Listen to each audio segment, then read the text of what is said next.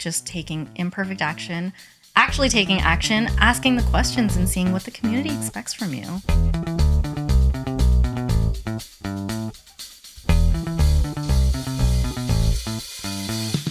Welcome to Brews and Buzzwords. Today we are talking about brands and their social responsibility. So the question is, do they have to opt into that? We're going to talk about all the stats relating to social responsibility, if it really does attract more clients, consumers, and what our perspectives are on it.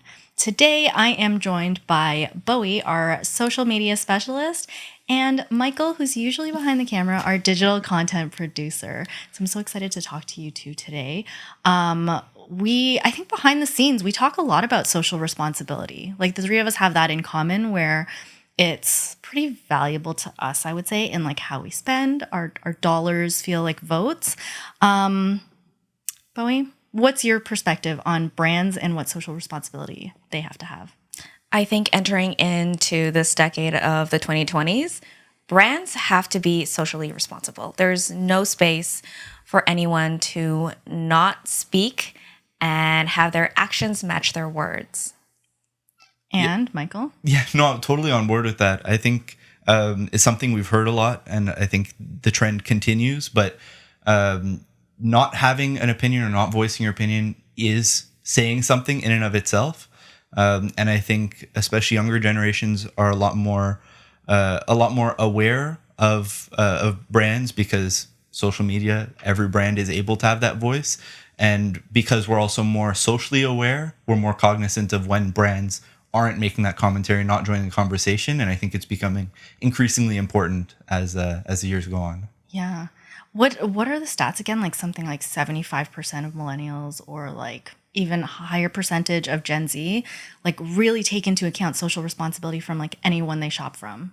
Is that somewhat correct? My numbers are like out of nowhere. But like I don't have the notes off of hand. Yeah. But what we do see is the trend is growing. The younger and younger we look at the grouping of demographics, the more important it is. And it isn't a 5% increase or whatever. It's a dramatic increase. Yeah. It's becoming top of mind for consumers that the brands that they're supporting are speaking to their actions. Yeah. And what type of like actions are we talking? We're like thinking climate change, racial issues, political issues, political alignments. What else? Like diversity, LGBTQ inclusion, matters. all LGBTQ matters, like all of these things. Like, and so when it comes to that, is it important for a brand to like choose one of those matters and show their alignment? I think it can be really tricky because a lot of brands have a fear of aligning themselves with one specific issue, especially because when you align yourself to a specific issue, with that has to come a commitment to researching and fully understanding that. And I think a lot of companies, because especially older companies, weren't built with social issues in mind. The way the company is structured, the people higher up, often if they don't have that, for example, diversity of gender representation, of racial different racial groups, then it can often feel disingenuous. And I think there's like a fear to align with one specific issue.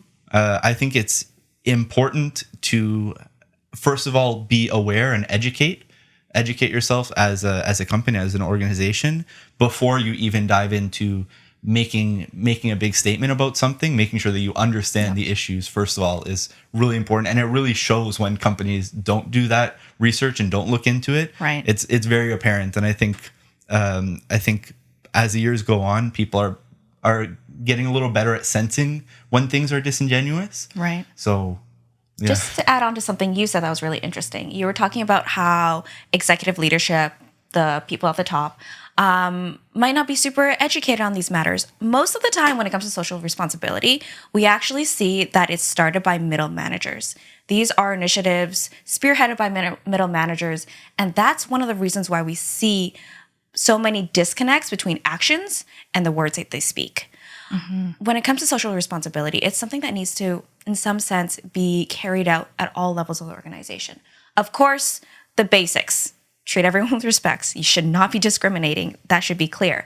But when you want to take that one step further, those have to align with your brand values, your guiding star, why your organization exists in the first place, right? It doesn't make a lot of sense for a company that specializes in clothing or apparel to go off and say, yeah, we're going to start educating people in food handling and like support women in food, right? It doesn't translate, right? Right. So there has to be that core value alignment like across the board and then like it resonating through. But I think something that you mentioned, Michael, is like the sense of it being disingenuous. Like I think we've seen a lot of brands that have failed at it. And like off the top of my head, I can think of so many examples. Black Square on Instagram, rainbow washing, like every brand just having rainbows all over the place in the month of June. And then in July, they're like, take down the rainbows. Right now, like in my mind, I'm thinking of this weird scam that's on Instagram. It's like post a pet, plant a tree. Have you guys seen that? Like 4 million people posted it, but there's no transparency. It's a scam, whatever. But like using these social issues to kind of like create like viral moments and stuff. And then for it to like fall through is like very disheartening. Can you guys think of examples of like failures in that regard? So I think what we're really speaking about is the theater of social responsibility and the performative aspects of it, right?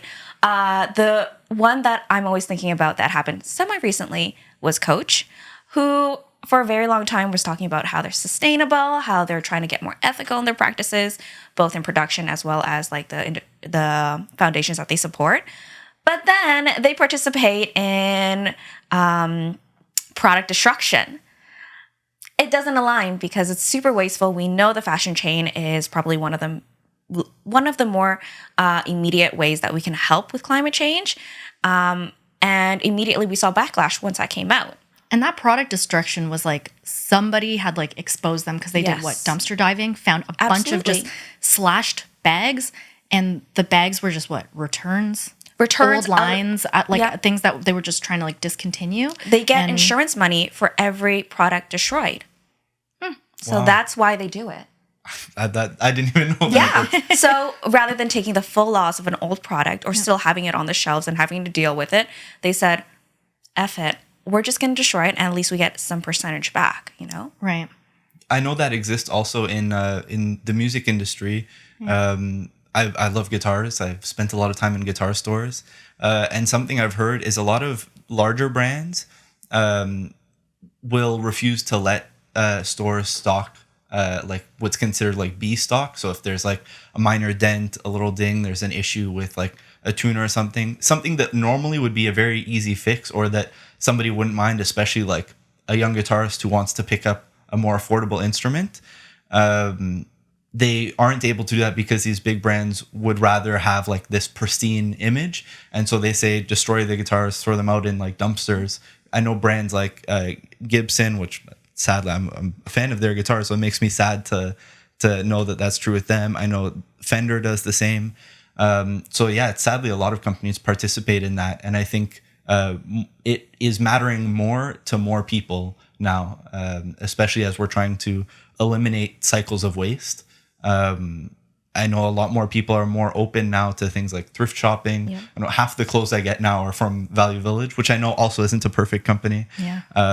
But it at least helps to stop contributing to that like awful cycle of just throwing things out. So yeah, I think that stuff like that matters a lot. We see that also beside greenwashing, which is like environmental.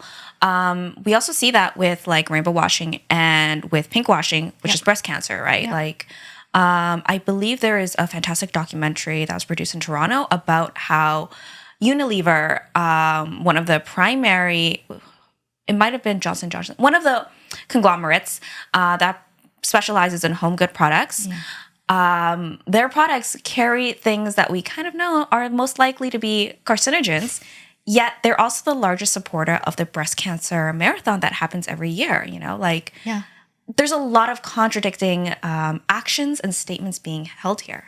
And I think you're talking about the whole baby powder thing, right? Where it's like, okay, whatever company produces that baby powder is now separating that into a sub company so that it doesn't Yeah. affect their entire company when they get sued or for whatever reasons, like liabilities. It's a separate entity and it doesn't take away from like the main, but that's a whole marketing thing, creating these sub Absolutely. brands, right? Absolutely. And I think that now that consumers are craving more and more transparency, there's starting to be this understanding of like, okay, who's the parent company? What are they doing? And then what are the sub companies that they're trying to market? This whole, I think we had a conversation around the beauty and skincare industry, which is so innovative. They market so much because it is $1 billion industry. It's so profitable and it's a consumable. So people have to consistently buy it. Like how brands are, I don't know, very innovative in that sense, but then the sub brands of it, Estee Lauder might be the one that does animal testing and all that, but their sub brand is saying like, we are green and clean and whatever, and all of these labels that may or may not mean anything. It's a lot of consumer, I'm not going to say deception straight up, but a lot of massaging of messages to like very quickly show you that this stands out from the crowd in this way. But like, what does clean beauty really truly mean? Right? It's interesting you brought up skincare and those sorts of product lines, because I think one of the best and possibly most like iconic examples of this like contradiction companies have is Dove, who is known for their campaigns all about accepting different body types, different skin colors. All their campaigns are about like accepting your beauty and like finding beauty in everyone. And then you have Axe, who's made by the exact same company that around the exact same time Dove was starting to switch to that marketing scheme. Axe was making commercials where it's like you put Axe deodorant on, you spray that on, and you're gonna have hordes of bikini clad women chasing after you, and it's like it's just a weird contradiction. And I don't even think it's so much that like you're not allowed to have like sexy branding or whatever. It's just like people are now more aware of like you gotta like pick a side and be honest about it. Yeah. Because it's almost better to just like own up to how you actually are than to like pretend to be this like massaged fake version of yourself. Yeah. It's interesting you mentioned that companies are like creating sub brands to sort of separate themselves. Because it's totally a problem. Like I think everybody kind of knows now, and I think Axe is even starting to change their branding quite a bit. That's the craving of authenticity, right? It's like we're, I don't know, as consumers looking for not being lied to, not being deceived into buying certain things. Like with so many options out there, how do you start the research of like finding out like what brand you want to support in a situation? Was there a stat? Like, do I remember this correctly? There's like one out there that's like some younger demographics will pay more money for the brand that does the right thing or aligns with their values. Yes, people are willing to pay top dollar for brands that actually follow through on what their values mean and have clear transparency on those actions. You know, like it makes a big difference. And on the other side, people are willing to avoid and boycott brands. They're willing to avoid and boycott brands specifically because their actions don't match their words or their actions were really harmful. Right. I think Gen Z specifically is considered to be one of the most like progressive generations in recent history, and probably in general. And as older Gen Zs start to get more like higher paying jobs and start going into their career jobs, they have a lot more buying power now. And as we see the stats continue to shift more in the direction of favoring socially responsible companies, it's going to matter a heck of a lot more every single year that goes by. Like even millennials who are now like the highest spending bracket because they all live in condos, they don't have kids, you know, they have that disposable income. Yeah. It's something that matters to them. Like they want to make sure their brands are supporting the things that they value and matter to them. So are there brands that are actually doing this well, or can you think of any that have like truly demonstrated in maybe extreme ways, like very polarizing ways, how they do want to align with certain issues with the willingness to repel huge groups of others? Yeah. So for me, my favorite example of this is Patagonia. Patagonia, for those who don't know, is a brand that was started with environmentalism in mind. Always has been a core value. Their clothes are designed and made for repair and mending, right? And they carry that through, and that history still stands today. So I believe about 10 years ago, they started doing corporate packages where you can get your logo on their goods. But what happened was that Silicon Valley and Wall Street people started to purchase these in mass quantities, and Finance it became bro uniform. Yeah, it became the finance bro uniform. Yeah. And for Patagonia, it didn't make sense, and they hated that. They were like, this is a nightmare. No. So what they made the executive decision was that this is not us. We don't want to be supporting these organizations. So we will opt in to not offer this as a service altogether.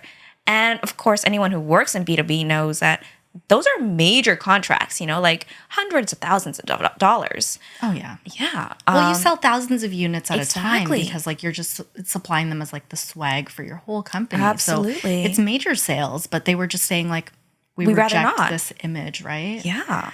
But it's the founder is the one who major outdoorsman and everything. I think every year for Black Friday, they're the one that stands out to me where they're like, we're actually closed on Black Friday. Do not buy this jacket. Don't buy our stuff on Black Yeah. Friday. They'll close. Have they closed their e-commerce store? I don't know if I'm remembering that correctly, but they'll just be like, we don't want you to buy from us. Yeah. Let's not overconsume. It's not about that right now. And there are some reports that when they first launched the "Do not buy this jacket" ad in, I believe, the New York Times, their sales rose for the holiday season up 17%. So it's not like they missed out on a very successful holiday season, right? We also see it in DCM, where they say shop slowly, 23% off the entire month, right? It's a growing aspect of how these companies operate. Absolutely. The example that I was thinking of comes not so much from a corporate brand, but from the arts. And I think it's also an important point to bring up because especially with the music scene currently, it has such a big impact on fashion, on design, and on culture in general. I know a lot of musicians have actually transitioned into things like fashion, with Kanye doing his stuff with Adidas and Nike before that, and Virgil Abloh, who was a DJ who started Off-White and is now working with Louis Vuitton. But one of the earliest examples I can think of where they really set themselves apart, maybe a cliche, but is Nirvana. I think it was on their In Utero album. They had a little liner note, or is either on the back or is the inside notes, where they had a statement that was something along the lines of, if you're sexist, homophobic, a misogynist, transphobic, whatever, this is in the 90s, don't come to our shows, we don't want you to be our fans. And I think it was an especially powerful message in that time, and also because I feel in the punk and the rock scenes, it often has a habit of breeding really negative ideologies and perpetuating those ideas.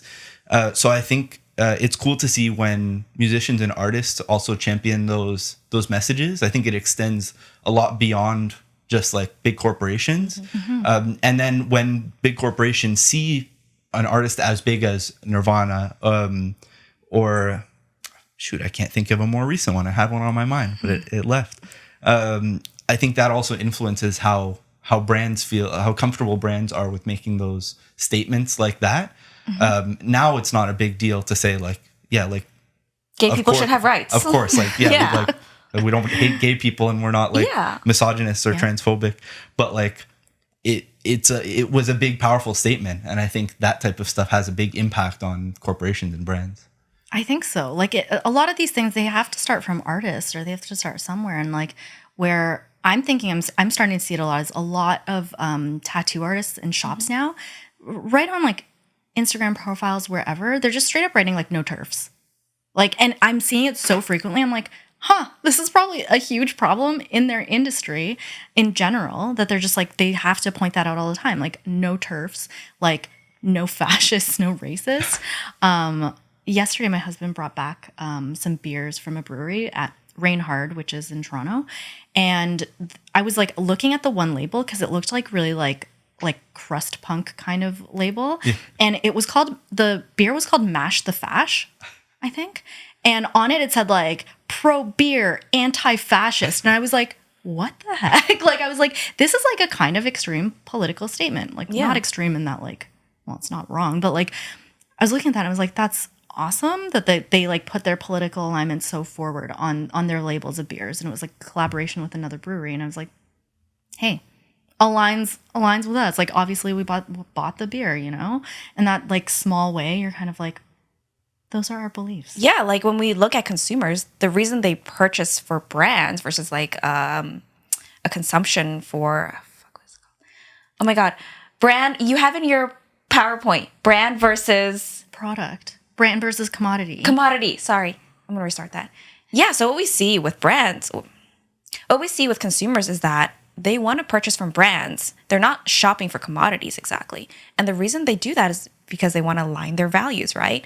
So it totally translates that what's important to them, whether it's environment, gay rights, you know, feminism, that they're aligning with brands that support that, right? Like they want to align their lifestyle with what that brand represents. And they will pay more money for it. And I think that doesn't happen unless the brand is truly authentically. Absolutely. Like, to tie it back to the, like, not being disingenuous about it.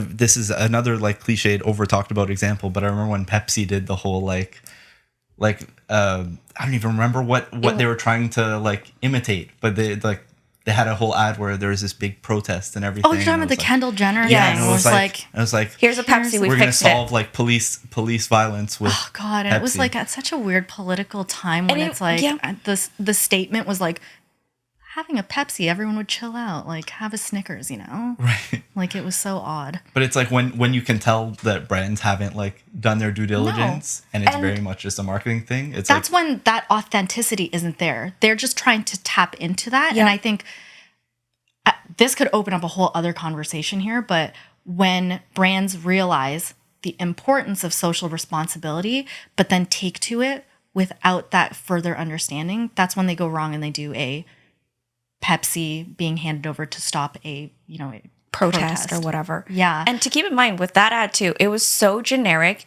You can be on any side of any issue and it would apply to you. And that was part of the issue. People made whole videos where they were like dissecting the signs that protesters had, and it was just like love. And it was like, what are we saying here? There's no point to it. It didn't have to exist. It didn't say anything. It was right? simply a parade. Yeah, it was. Yeah. It's a great example of performative like allyship.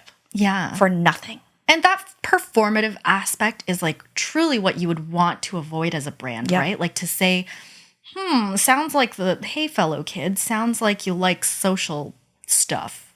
Right. Apply this, right? So it's that the way to not go wrong is to not jump into these trends without having done the further research of like why people care about it, what the root issue is, and like what we're trying to get towards, right? I think that starts with figuring out your specific brand values, which is something that we've like talked about quite a bit. Is like once you figure out your core values, which doesn't have to be like we support X group or we support X initiative.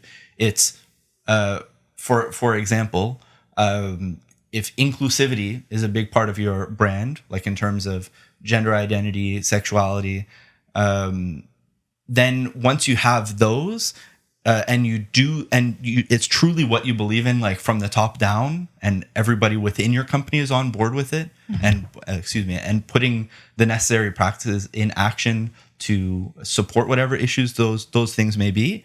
Then once there is a group or an organization, or when the topic becomes brought up in conversation in popular culture, on Twitter, on social media, then when you jump into the conversation and you support X group or X initiative, it doesn't feel like this is like some out of nowhere thing, because it's aligned with your values from the beginning. And then the internet and social media means that we can dive back and see what your company was doing 5-10 years ago. So if people look back and truly from the beginning, your hiring practices are inclusive, your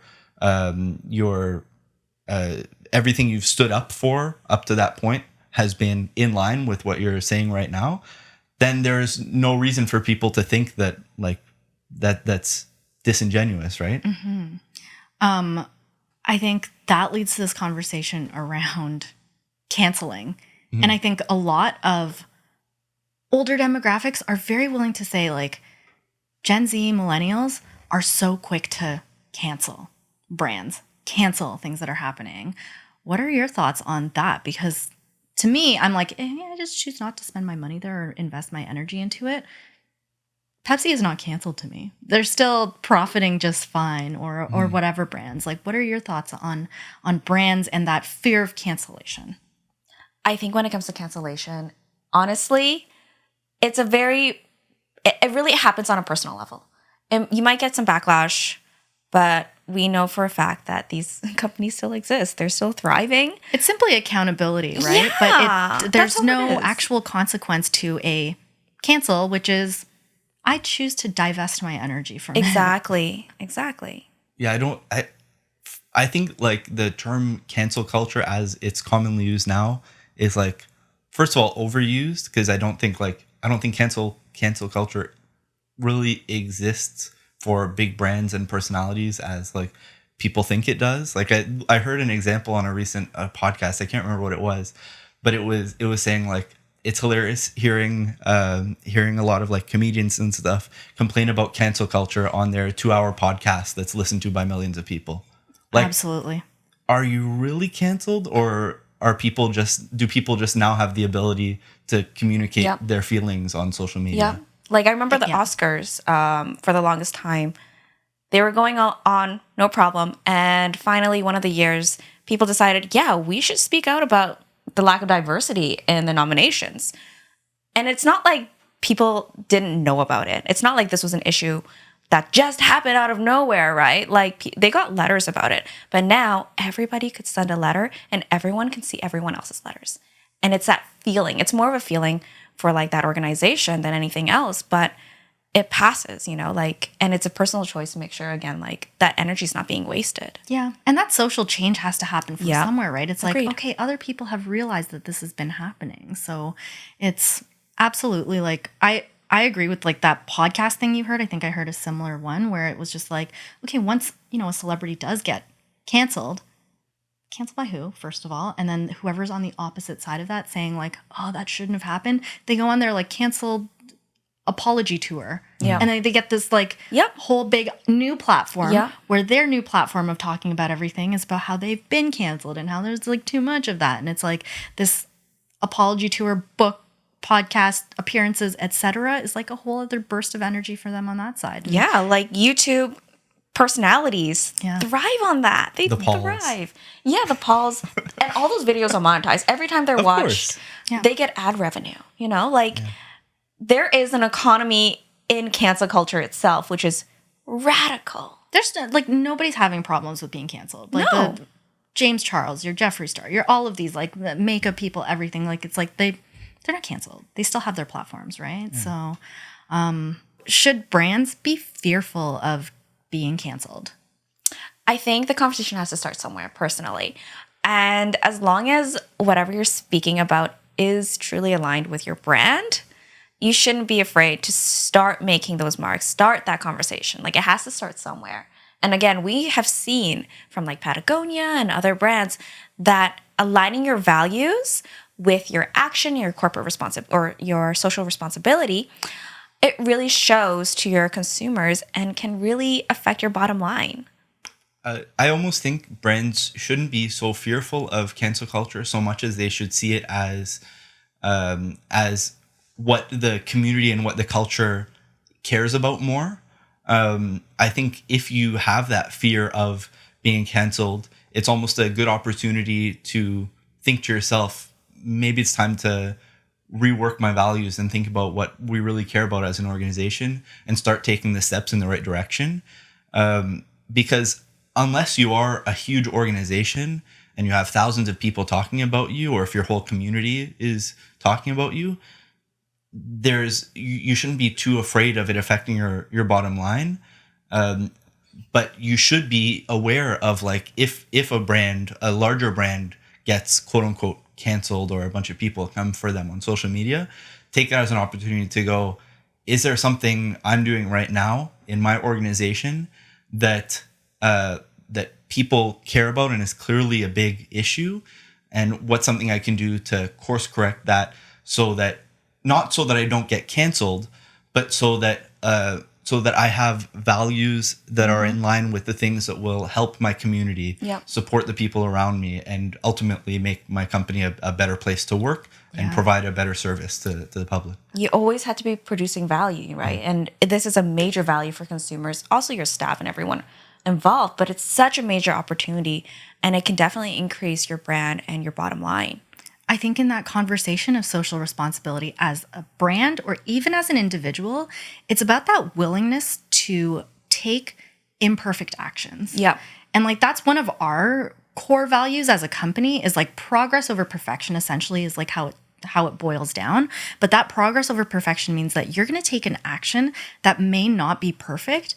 But if somebody questions that, if something happens, that willingness to be corrected, or that willingness to say like, my gosh, like my own ignorance, like I didn't know that, but I'm going to make that change going forward, is radical in itself, because I feel like brands feel like they have to be so perfect. They have to craft a PR message to perfect that and double down. And that's where you really go wrong. When you say like, I can't simply apologize for something. I have to like say, that's what I meant from the first place. And like, that's really the wrong way to take these actions, to say, okay, social responsibility is important to us.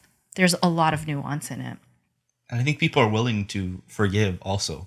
I think when a lot of people talk about cancel culture, especially for big celebrities and stuff, what they're really saying is, I'm not allowed to say whatever I want without consequence anymore.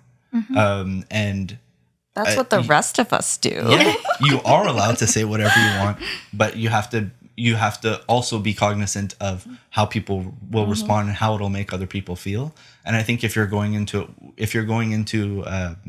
social media, or however you're presenting yourself and your marketing and your brand with that attitude of, I need to be aware of the people around me, you're already starting off on a good foot. Yeah. So I think companies shouldn't be so in fear of cancel culture. I think it should be more about like, what can we do to proactively be better?